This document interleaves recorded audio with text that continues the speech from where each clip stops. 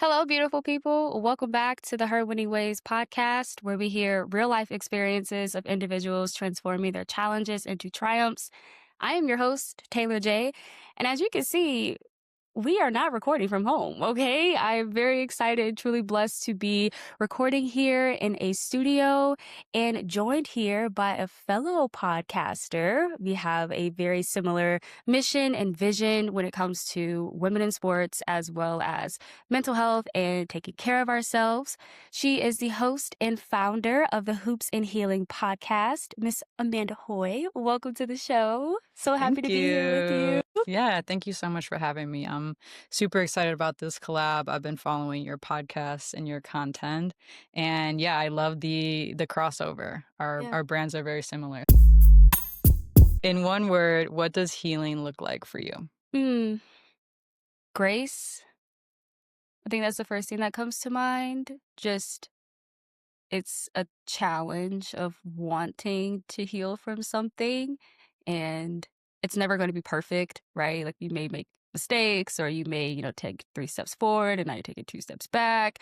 It's an ever-going process, but giving yourself grace along the way, I believe is truly important. Um, so I would say grace would be my word for sure.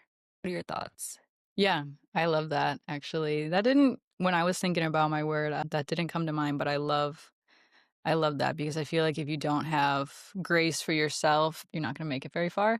Yeah. And then also, I believe you have to have grace for yourself before you can like truly have grace for other people too. So I love that. That's good. What was your word? My word would be probably peace. I think that with healing, it brings a lot of peace. I mean, at first it could be really difficult, but I think ultimately it just leads to a more peaceful life. The more you work on yourself, and any past difficulties you faced. So yeah, I would say peace. It does. It's like weights lifted off your shoulders of, whatever we go through, big or small. But I love the idea of peace, peace of mind, peace Yeah. to others, peace to yourself. It's important. That's I strive to just have peace every day. It's hardly ever that easy though, with Yeah. with work and dealing with people in this, crazy world we live in. But peace is important. It is Yeah, truly important. absolutely. All right. In one word, describe how it feels being a woman trying to make it in the sports industry. Mm, a challenge. Positively and negatively. I would say obviously positively of, breaking barriers, of, doing something you truly believe in and proving others wrong. It's a positive challenge. And I think obviously we're seeing that day to day with, some of the big names and the names that we see online of, continuing to go after their dreams within the sports industry, make a name for themselves, but also negatively just because of the difficulties that come with being a woman in the sports industry of, we were talking about this earlier of people kind of like questioning us of our content or, when we talk about women in sports and people are like, name 3 players, like things like Yeah. that are just so annoying and it's tiring and frustrating to have to deal with that or people kind of second guessing what we're saying because we're a woman Hmm. or even in the workspace of, you know, saying whatever type of project you're working on or whatever you believe in, and people are like, I don't know about that because of us being a woman. Maybe we're not as intelligent, but that's so untrue at the end of the day. We are so powerful, we are so bright, and we know our stuff when it comes to being a woman in the sports industry. So although it's a challenge, you can look at it from, a positive lane or a negative one. Yeah. I absolutely agree with all of that. The word I chose was complex. Mm. So, very similar there. I think just a lot of complexities in terms of like one in general just breaking into the sports world can be really challenging. They want Yeah. people who already have experience, for example, but then it's like how do you get experience if no one hires you? So, I would say getting your foot in the door is extremely challenging and then once you do, it's a little bit easier. And then to your point as well, the sports industry is very male dominated. Even women's sports. I think a misconception is that there's a lot of women working behind the scenes in women's sports, but that's actually not true. There's a lot of males working behind the scenes in women's sports still. and kind of pulling the strings there. And women are still kind of fighting to get into those positions, and then the positions of leadership especially. So definitely challenging, definitely complex. The point that you talked about of it being a challenge to get into the industry. And I think we both see that online and I even struggle with it as well of trying to figure out how do I get in when I don't have experience? I think that's a very tough question because a lot of these jobs will say, well, you need 2 to 3 years coming out of college. It's like, is that even realistic? Is that even something that is possible when a lot of times these entry level roles are training you on pretty much everything? You just have to get your foot in the door. So it's such a barrier, but having obviously those transitional skills can help you get in there, which I could talk for days about, but I'm not going to Yeah, today. But to your absolutely. point, it is complex to just even get your foot in the door. Yeah, and even to the point about the entry level positions, a lot of those are severely underpaid. Mm, So it's like you almost have to take a pay cut, or you have to take a really so low salary for your starting role, and sometimes it's not sustainable. yeah. So that's another issue too within sports, particularly women's sports, just really low paying jobs until you can work your way up. It's a grind. It truly is. It's a grind, and it's something you have to really mentally prepare yourself for. Because to your point, there's not that many sports roles where you're coming out making, 60K and up. Sometimes it's under that. Sometimes it's more than that, depending on what type of role it is. But you definitely have to put in the work to work your way up and to get to that type of dollar sign that you dream of and you want.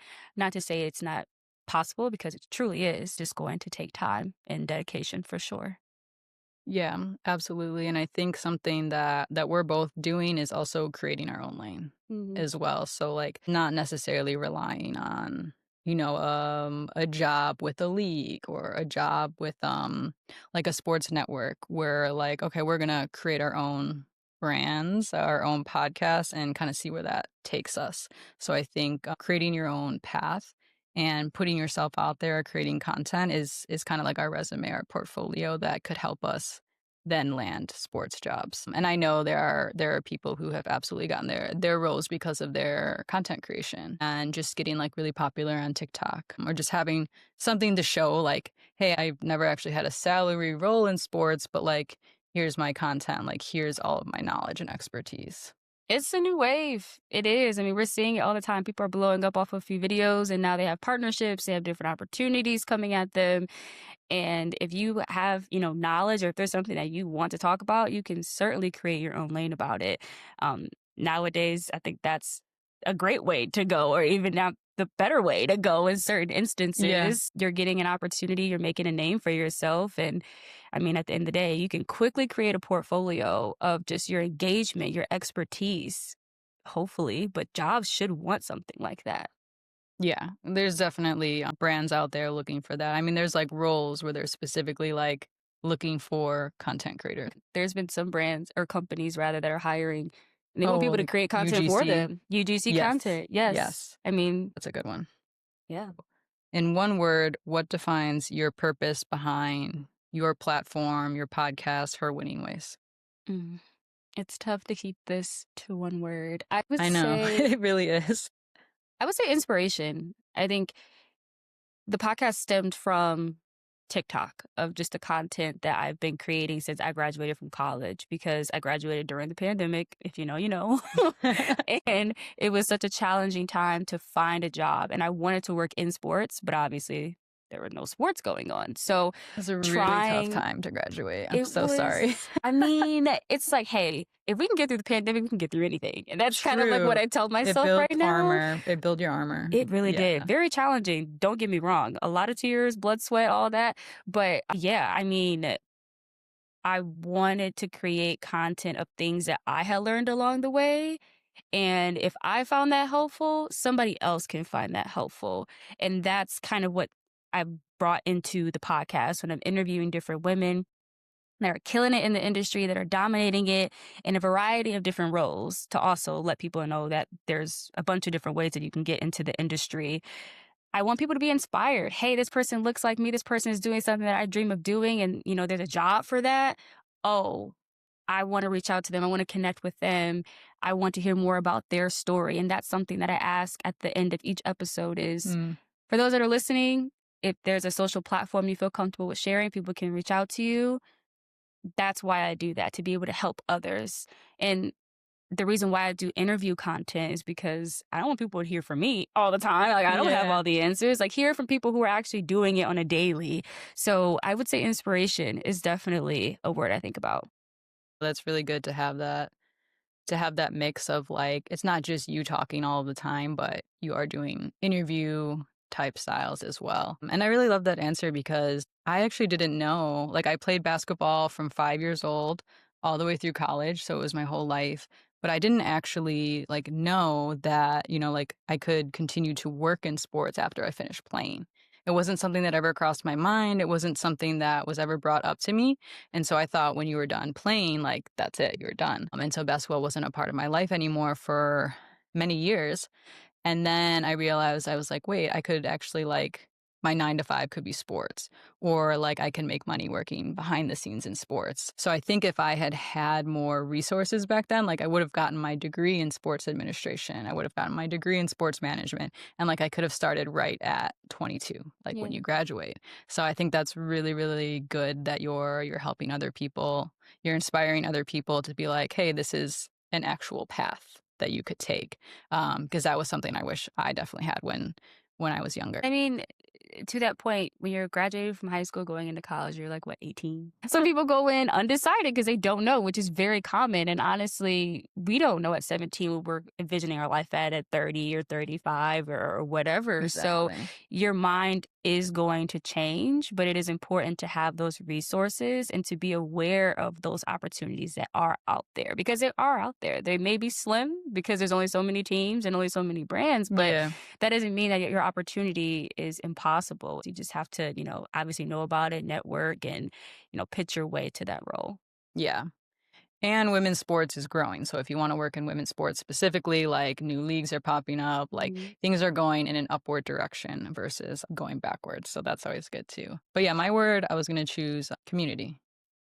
So I would say just sports in general, very team sports at least, very community based, teammate based. So I think with sports, you really do like even if you're not a player too, like there's the fan community. So when I think of my podcast, I think of all of the communities I built through being a player, and then also how my podcast as well can build community.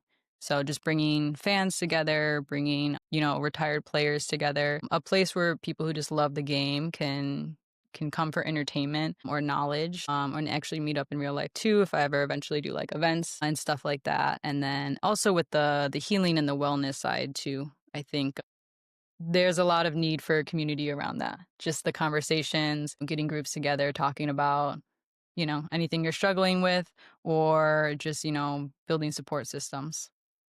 I love that. I think that's one of the things that really brought me into sports and why I love sports so much was the community aspect. Like when you Hmm. go to a game and the whole city's coming out and we're all cheering and everybody's happy and slapping hands and, all of that. Like that's so fun, Growing Yeah. up, I used to love going to games because of that.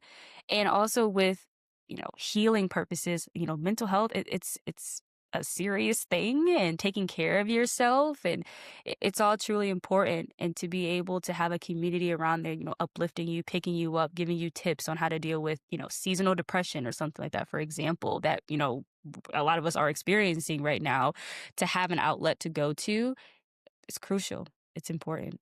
Yeah, absolutely. Just like for motivation or tips or anything like that. But yeah, I like what you said about the fan experience because it really is like when you're all in that arena together and like your team scores and like everyone jumps at the same time. I feel like that is a really special feeling that is like just between you and then the team and like everyone else who's a fan. So, and then I would also even say just like the TikTok creator community, like just the amount of people I've met, yourself included, where I feel like, I have like a community of women's sports content creators, which I would have found if I didn't start the podcast. For sure. Yes. What is one word you would just use to describe the current state of women's sports? Mm. It's another tricky one, for It sure. is because there's so many it's like sentences that I'm thinking about, but Just narrowing it down to one word is what makes it so hard. We have novels. I would say, man, I would say motivation, actually. I think, when we watch women in sports games, it's motivating because there are a bunch of different leagues that are starting, leagues that are expanding, and it's really motivating because it's something that motivates me also just from like looking at something like that. Like they're doing the right thing. They're going after what they believe. They're expanding. They're doing more for women. And it motivates me to want to do more for my community. So that's how I think of it. I love that. I think that's great. And yeah, I get inspired by the athletes and then all of the hardworking women behind the scenes as well. And yeah, my word would tie into that as well. So I would pick powerful. I would pick powerful, particularly like for the state of women's sports now, because there's been this like massive shift, right? Where in the past, there's been the argument that, like, oh, the women's game isn't entertaining or the women's game doesn't bring in revenue, et cetera, et cetera. And I think with this big shift, they can't say that anymore. Yeah. And for the first time, I think when, money talks. And so now that there is a lot more money coming in with women's sports, that just gives the women power. And a perfect example would be the WNBA CBA negotiations. They're not just accepting breadcrumbs anymore. They're putting their foot down because they know they can. They have the numbers and they have the fans to back them up. And I think that's really exciting to see. And really cool to just be living during this time. I feel like this is a very historic time for women's sports, and it's hard when we're like living in it and it's not history yet. But there's a lot of great things happening. So I would say powerful for sure. Keep saying for sure a lot. I gotta chill on that. Um, but yeah, I would say powerful. Women, putting their foot down, taking a stand, and not accepting breadcrumbs anymore. Yeah. I mean, it's the best that it's ever been. It's interesting. I was in a meeting and I remember someone saying like, "Oh, women in sports, it's going to be big." And I remember thinking to myself, "Well, it's been big. It's just not people are paying attention to it." Hmm. Like with all the different sports and all the different women and obviously there's been like you mentioned the negotiations and things going on, but that still doesn't take away from all of the great things that women in sports has done and what it continues to do. And we're seeing records being broken constantly. I mean, obviously Caitlin Clark and Asia Wilson and the different teams and the viewership that has come from that too. I mean, now as well, women's sports, WNBA, they're being played on your ABCs and these big broadcast networks. And I think that's probably why people are saying now, oh, it's going to be big. But if you were really paying attention, it's always been big. Always been big, and also like the quality's been there. Like Mm. these are superstar Olympic athletes. Yeah, so I completely agree. The quality's there, and now the exposure, like you mentioned, the media deal. Yeah, just better marketing, more exposure. Getting everything that they deserve, that they always deserved. It's unfortunate it's taken so long, but we are here now. Now we're gonna dive back into questions about our podcast, our journeys. So, what made you initially want to start your podcast? Like what motivated you? So, to be honest, before I made a podcast, I was really never listening to podcasts like that. So I That's launched in funny. 2024 of January, Okay. but I would say when I started listening to podcasts and like had the idea, it was probably like 2022-ish, like halfway into 2022. I was working from home. And so I was coming up with like a schedule at home to kind of like, so I'm not looking at the same walls every day, but doing things, getting out. And she's like, how about podcasts? I'm like, I don't really listen to podcasts. I listen to music more than podcasts at the time. I don't think you actually have to be like a hardcore podcast listener to be a good host. And you don't. No, not Yeah. at all. Because, I mean, depending on who you ask people, like anybody could be a podcast. You just Yeah, order a literally. mic, which is true. You Literally only got to order anyone. a mic. But I said, you know what? Okay. And at the time, I was really big and still am into self care. And I was finding all these different podcasts. I love the idea of just listening to a friend. It was almost like putting the headphones in, listening to a friend. And I was like, you know Mm, what? I could do something like that. yeah. And the topic and the idea for 2 years never left my mind.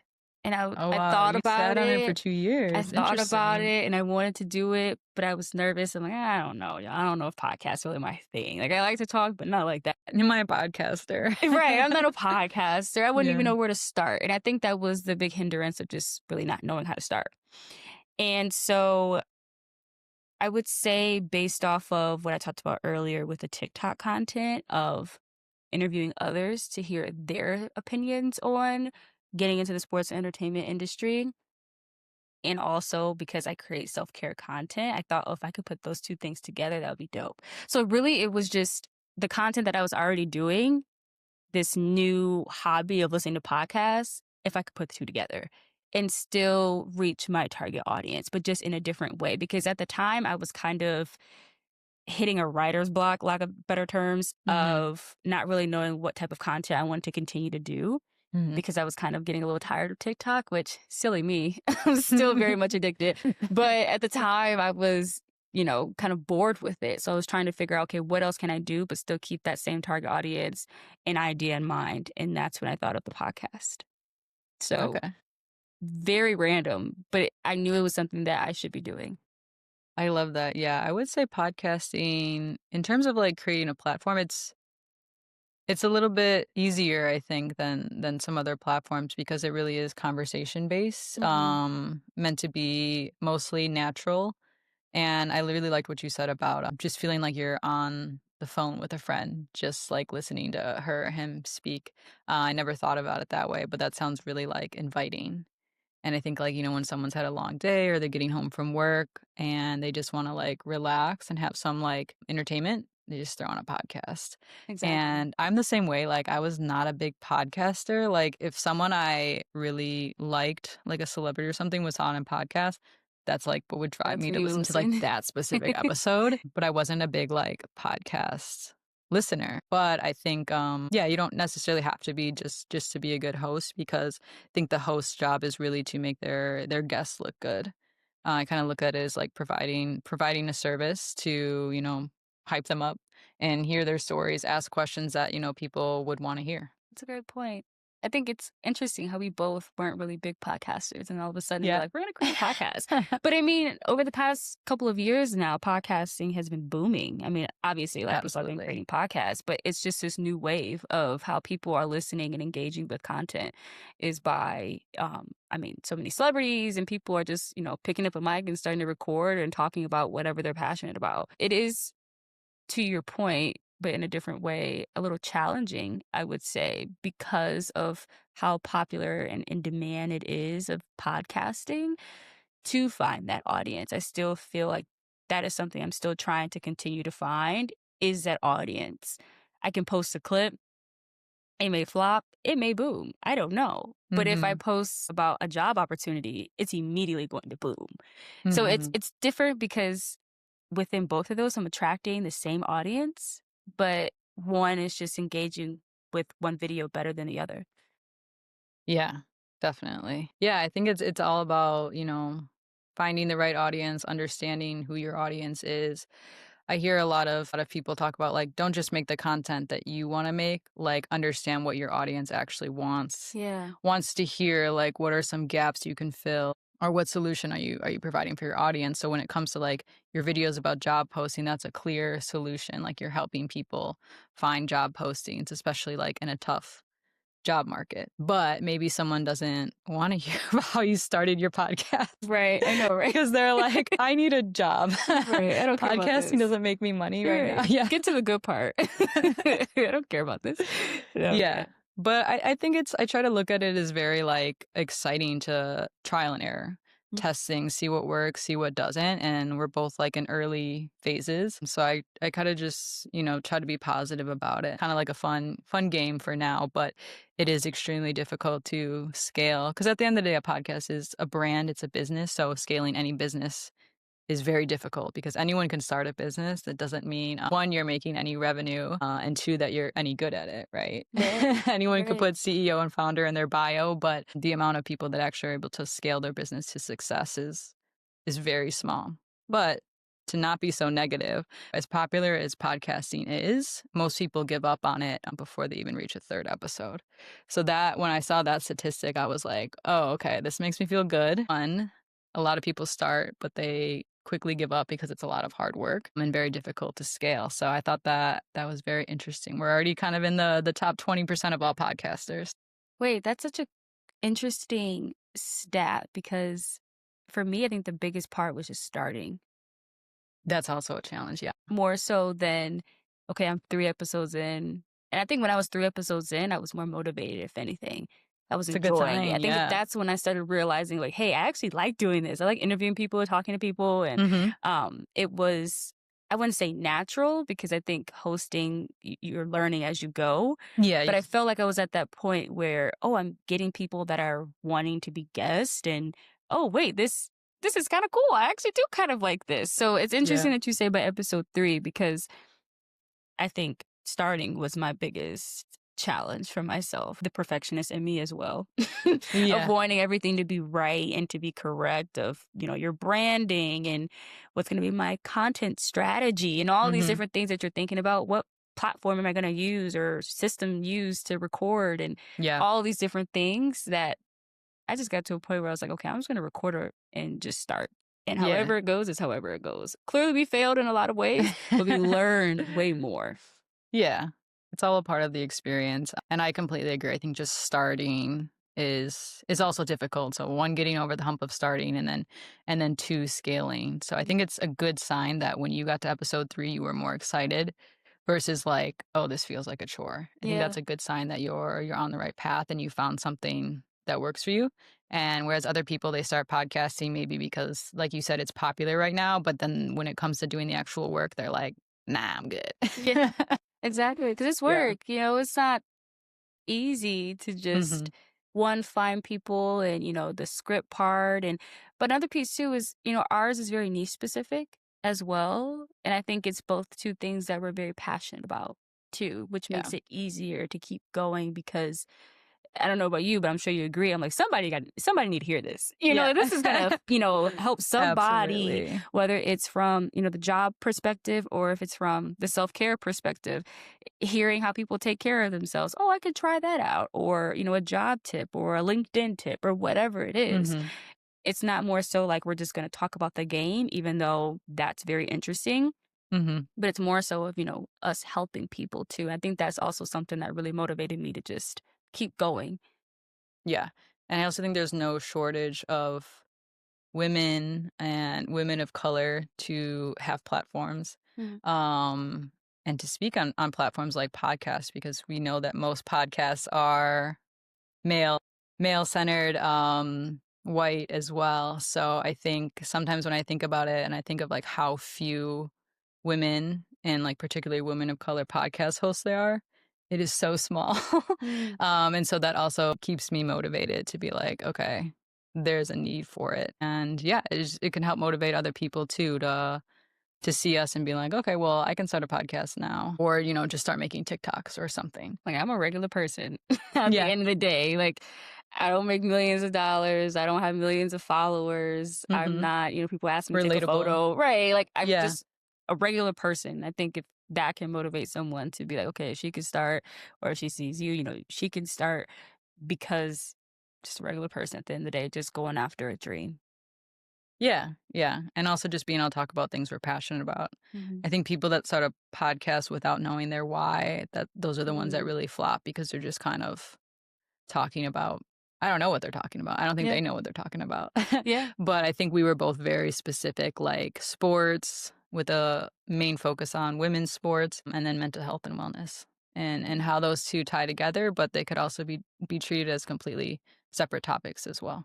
That was my first episode, and it was titled My Why. Like, I made Oh people my know from the gosh. very beginning, this is what I'm doing, this is what I'm passionate about, this is how it all came to be, just a story that I told you, and this is why I'm doing this. And so I hope you all like it. I love Basically, it. that was my very first episode. I didn't know. I was listening to a bunch of other people's first episodes. People were doing fun facts and all of that. I'm like, no, I'm just gonna get straight to it. This is my why, Yeah. and this is what I want to do.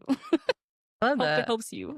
I love that. I think that's a really good really good first episode, like an introduction to who you are. Yeah. My first episode was a guest, so it Okay. was more centered around the guest, but we did set it up in a way where they could ask me some questions too, Love that. about the launch. So yeah.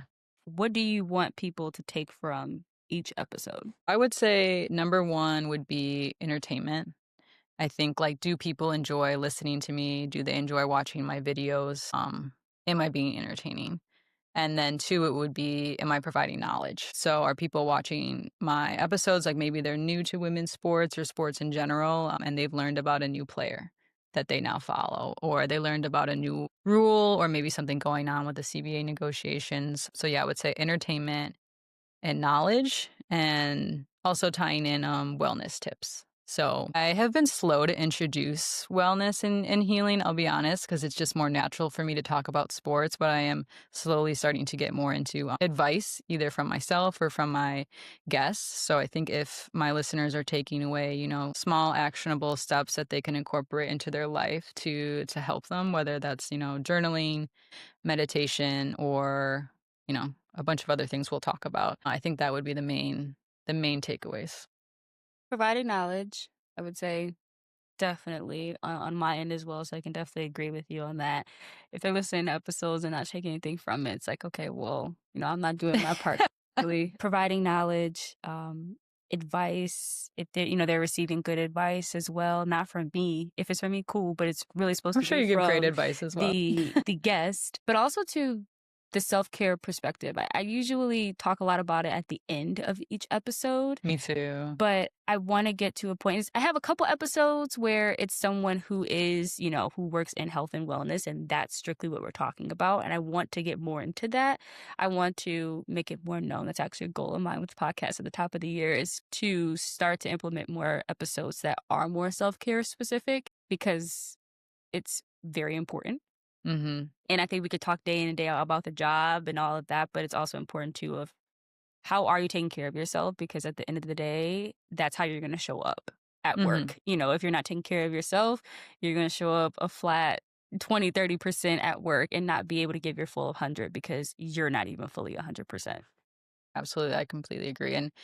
And it's, yeah, really about helping people at the end of the day. And even if, like, for example, we only help 1 or 2 people, like, hey, we help 1 or 2 people, Yeah. as we're both smaller creators and growing our platforms. So I think it's really important, and it's also seasonal.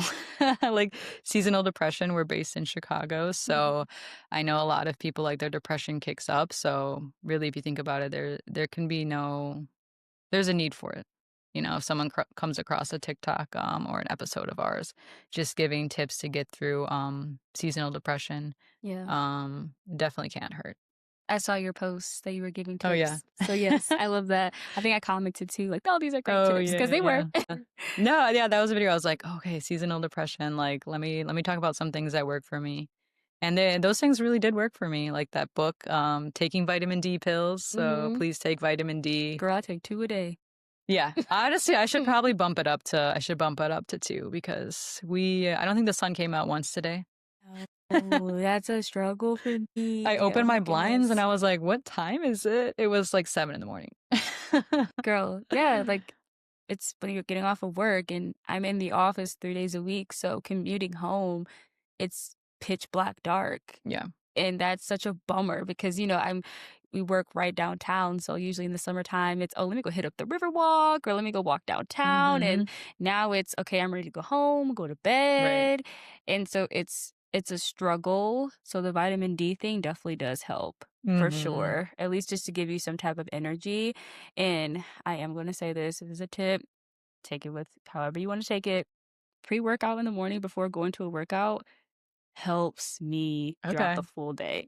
Like, I don't know Okay. if it's a placebo effect, but it truly Yeah. does help. So that's another tip too. Okay.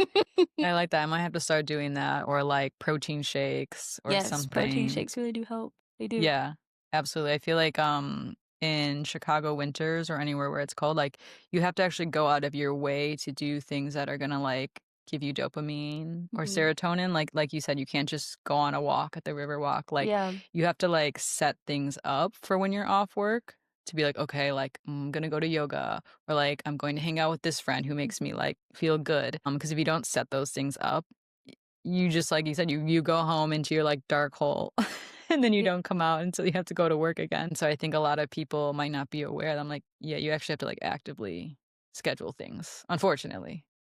we schedule and commit to it as well Yeah. because, our weather will change, and we could plan for Friday, and then here comes a blizzard.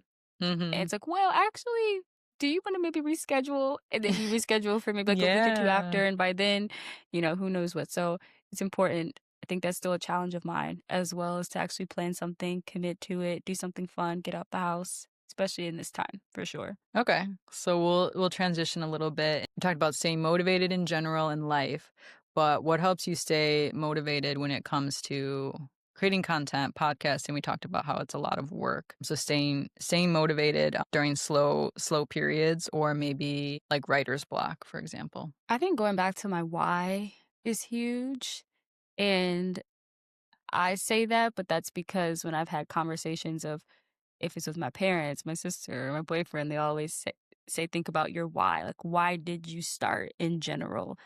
And we talked about it earlier, but those 1 or 2 likes, we're impacting people, we're helping people. Somebody is watching our Yeah. content Shout out and, to those two people. right, and truly enjoys or at least takes something from what we're posting. Hmm. And it'll happen. Like, businesses ebb and flow. Like sometimes things are just like on a really, really good high. And then there's other moments where I don't know what to post, but going back to my why did I start? That truly helps me to keep going. But also too, with that, it's okay to take breaks at times. I think if you're like consistently on it, that's great.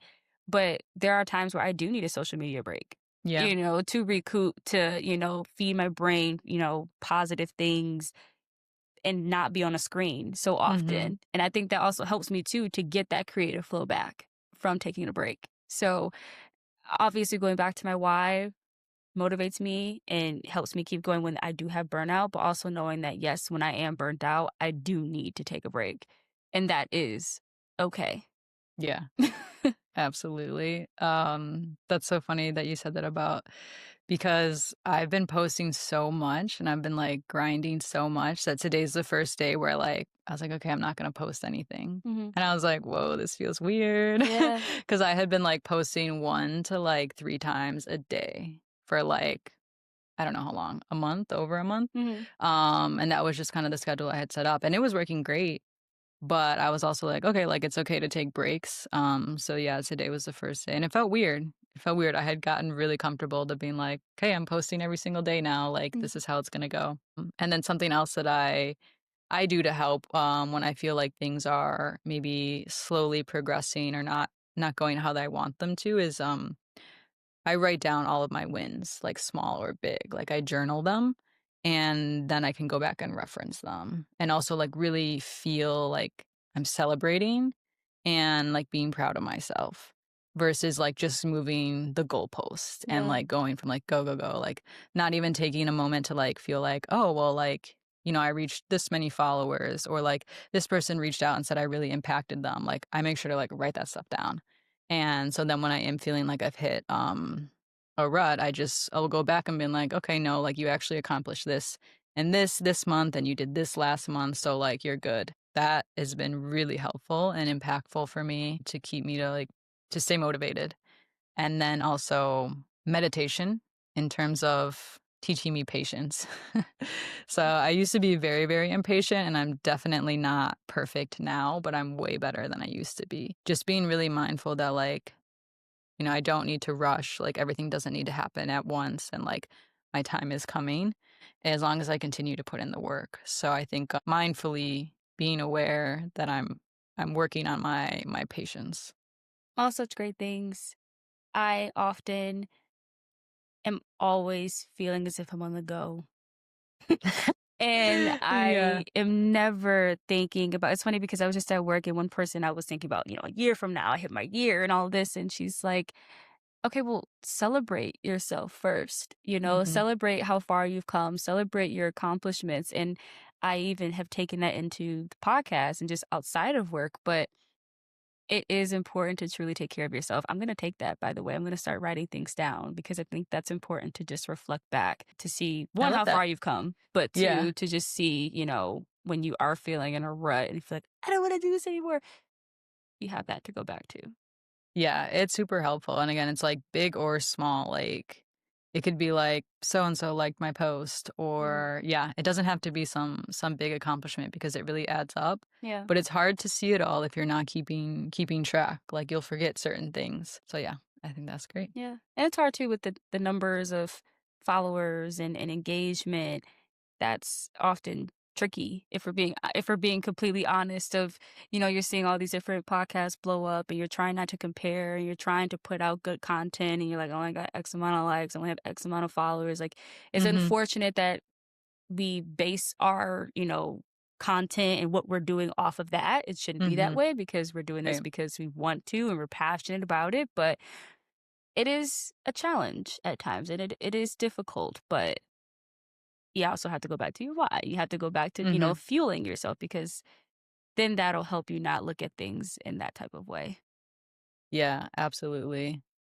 I'd love to talk a little bit about, like, comparison because I Mhm. know, you brought that up when we were preparing for this, but I'd love to Yeah. hear your thoughts on, like, what do you struggle with comparison, and then do you have any tools in your back pocket to help? Because like you said, it can be hard to keep posting when it's like you're getting 4 likes every time and, like, having to, keep going of like, "Okay, well, when are things gonna change?" So, yeah, I'd love to hear any thoughts you have on comparison. I have. I'm human. Yeah. Exactly. I have definitely struggled with it. Social media is sometimes I love it, sometimes I hate it, honestly. Very love-hate. I Mhm. think there are times when I have caught myself creating content. I'm like, am I creating this for myself to try and compete with someone? Or am I posting this because it's good content and I want to be of help to somebody? And before I post, sometimes I have to ask myself that. Sometimes I don't post things. And I'm like, no, what? This ain't coming from the right energy. Mhm. This ain't coming from the right source. This is not what I should be posting. So yes, I have dealt with it. I'm spiritual, so I study the word. That's the best way in how I you know remove those type of negative thoughts, and I pray on it. And when I feel like after praying and obviously reading the word that it's still put on my heart and it's still something that I should be doing, I know that the content that I'm spitting out, it's helping somebody and it's like confirmation in a sense, if that makes sense. Yeah, absolutely. So I do deal with it. And when I do notice that I'm scrolling and I feel that comparison, I log out the app. Okay. And that's just from Cold like a turkey. creator, like just Yeah. on TikTok. And that's also coming from podcast perspective too. I'll get out of the app. I may delete the app maybe for a couple hours because I Mhm. don't want my mindset to get to that point. But like again, I'm human. It does happen. But also too, when it comes to comparison, there's another way that you can pivot it of looking at someone else's page maybe for some type of advice or motivation or, Mhm. encouragement. I think there's another way that you can look at it that way instead of, comparing yourself to what they have versus what I don't have. Mhm. But instead look at it as like, oh, look, there's another, woman of color that's doing this. Like, this is great. And, she's, killing it. Like, Mhm. that's Like, what another can I way that you learn can from her? exactly. Yeah, like, what can I Exactly. obviously, like, this is working well for her, like, what Yeah. what can I learn from this? Instead of being, like, more of a negative comparison, like, "Oh my Yeah. gosh, I'm not at that level," or, like, "Why aren't my videos doing well?" It's, like, something like that. Yeah, but I also believe too, you are where you're supposed to be for a reason. And that goes back to Mm. the word, right? Like if I was Mhm. supposed to have 7 million followers and I was supposed to be in LA and all this, I would be there, you know what I mean? But Right. I'm here in Chicago. I'm creating this Mhm. podcast and I love what I do. And oftentimes I have different confirmations of knowing like this is exactly where I'm supposed to be at this time and to try not to question that. Yeah. Hmm. That's super comforting. Yeah, I also struggle with that too. I think it's so natural, especially just as we kind of grew up with social media a little bit, like it was invented as we were, growing up. Hmm. So just very, very natural to compare. But I think just being able to recognize it when you're doing it and not kind of like go into this downward spiral. And like what you said, you can either, like delete the app, get off the app. For me, I'll just kind of like take a step away, think about my why, And then also think about how, like, unique I am. Like, no one is gonna have my voice, no one's gonna have my opinion, and I just think about all the ways that, I can make my own lane and be unique, and find success with that instead of, again, maybe doing, like, a copy paste situation Mhm. or getting frustrated. But I think it is very natural and normal to, like, immediately wanna compare, especially when it comes to social media, but it's not the full picture at the end of the day. Like, we don't know what everyone is dealing with behind the scenes. That's a really, really comforting feeling to know that no one is you, and then also, like you said, like, the universe, has our back. Mhm. If you really believe that, it's very comforting. Yeah. Off camera, we talked about different mistakes that we have made and, things that we have learned when we started out podcasting or even before podcasting while getting into it. So, what are some mistakes that you made when starting that you've now learned? Yes. Plenty, so many mistakes. I remember specifically, like, one of my first few episodes I was filming, and I don't know why I thought this, Taylor, but I thought, "Oh, I'm gonna look better the closer I put the light to my face." So I had bought these, like, nice studio lights because, like, Chicago apartments get really dark, and Yeah. everyone's only free when it's nighttime, apparently. So I was like, "Okay, yeah, like, let me put the lights super close to my face," Mhm. and I don't know why I thought that because I don't think anyone else thinks that. That's kind of, like, really stupid. And then I filmed the episode, I felt great, and then when I look back at the recording, I was, like, horrified. I was like, "What?" I obviously looked terrible, the lighting was way too harsh, way too close to my face, Yeah. and it was a really pivotal moment for me, like a learning lesson. And I remember, like, I was very hard on myself too. Like, it's funny to think back to it. Like, why would I think that? In the moment, I was just like, I don't even want to post this anymore. Like, I was just like really upset. And that was just something I had to go through and learn, which kind of ties into letting go of perfection. Like, you're gonna make mistakes and you're not always gonna love how you look on camera either. Like, that's a given. So I think just learning to let go of perfection. And I eventually did, like, I got over it and I posted it. And then, like, when I would told some of my friends, they're like, "Girl, you look fine." Like, it wasn't that big of a deal. Yeah. And I think I just made it a bigger deal in my head and just being like a really harsh critic on myself. So definitely learning to let go of perfection, which is very difficult. Make sure your lighting is a decent amount away from you. It should be complimenting you. It shouldn't be right in your face. And then also just technical issues. A lot of technical issues that are, like, really frustrating because you're already learning so much and, like, you're not even super comfortable doing everything. And then when you run into technical issues, um, yeah, it can get out of hand and one can spiral quickly. It can. So that also ties into patience. Like, when I would run into technical issues in the beginning, I would get really frustrated, really emotional. And now I'm like, okay, like, this is part of the job. Like, it's okay. Like, it's going to happen. And I'm definitely more chill, more chill about it now, 6 months in, than I was like 2 months in. And I would just, like, spiral. Technical issues for sure. My very first episode, my mic didn't work. And the thing about it Oh, no. is that I didn't I thought I checked ahead of time, You but did I the did not. And so I felt so embarrassed because I obviously had a guest on. And so my first actual interview episode, I had a guest on. And I'm like, "You can't hear me?" The whole time it's like my fault. And she's like, "Oh, let me try it." I'm like, "Girl, no, it's me."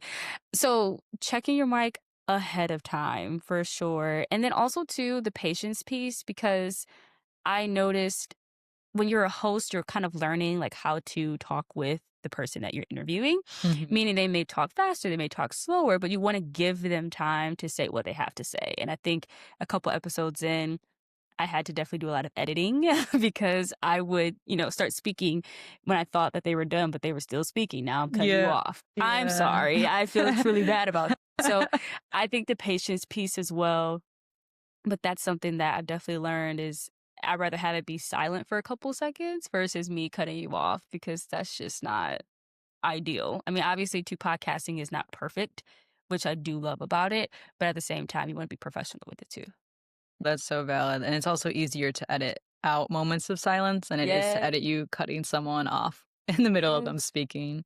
So, a lot going on, but technical issues is up there. Lighting, mics, like, if you don't have experience or if you don't have a team behind you, like Mhm. neither of us do, like one woman show, you're learning so much and you're learning it on the fly. So my advice to anyone who like wants to start or is new is like just expect that you're gonna make mistakes. Oh, Like for sure. they're gonna happen and there's nothing you can do to avoid them, but just kind of looking at them as like lessons and eventually learning to kind of even laugh them off. I filmed something with a friend and then we were like so excited. We're like, it's gonna go viral, it's gonna go viral. His mics weren't on. Oh, no. His mics weren't on the whole time. It wasn't my fault. It was his fault because it was his mics, but they weren't on. And honestly, was it gonna go viral? Probably not. But we were excited, and then the footage was not usable. Oh, So it wasn't meant to that's always a be. fear of mine Yeah, when I'm recording. I have to make sure I see the little things light up on the side, let me know, like, that yeah. my sound is on, because if I go through this whole thing and y'all don't hear me, Imma be sick about it. Right, because then it's also like if you have to repeat it, it might not come off as authentic as Yeah, well. exactly, Because now you're like you're redoing it. exactly. Um, But all of them are yeah. learning experiences, and too, even just with, like, the editing piece and all of that, trust. There was a lot of times I was, searching and YouTube videoing about how to figure out how to do it, but it's a learning process, but I love it though. It's Yeah. all part of starting. You're gonna learn as you go. Yeah, editing is definitely a beast of its own, which I've definitely gotten a lot better at. But in the beginning, it would take me so long. Yeah. I was like, "Dang, this is a lot of I work." know. And then to your point too, I was also making a lot more mistakes in episodes that needed to be like vanished to never be seen again. Yeah, That's the beauty of podcasting, though. It's not there you go. live, so Well, Amanda, it was so nice to have this conversation. Truly enjoyed being here, sharing this space with you, talking about women in sports, talking about self-care. But that is it, unfortunately, for today's episode. Be sure to leave a rating and review so we stay present in the podcast world. And be sure to follow us at Her Winning Wayz, all put together with a Z on the end instead of an S. And Amanda, where can they find Hoops and Healing? yes, so you can find Hoops and Healing at Hoops and Healing on Instagram, TikTok, and YouTube. Amazing. Well, Thank thank you you so all so much. much. See you soon.